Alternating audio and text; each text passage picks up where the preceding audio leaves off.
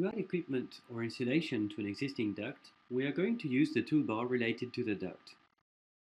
For this duct, use the rectangular duct toolbar.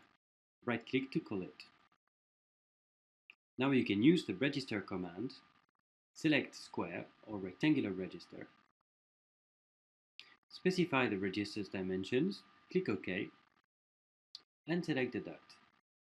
Click a first point to indicate the distance between the register and the arrows, then each subsequent click will draw a new arrow. Click to confirm, and the command is over. For the damper, you can find the register command in the rectangular duct toolbar. Select the duct, and the damper will appear. The command is over. To create a valve, or circular duct, such as this one, call the circular duct toolbar. In this toolbar you can find the valve commands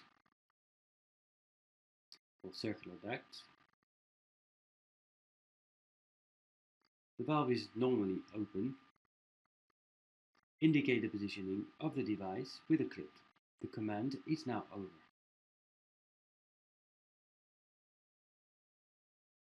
To add flocking or insulation, use the insulation command from the circular duct toolbar.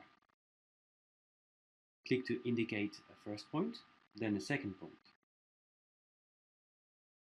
Specify the thickness of the insulation and the command is over.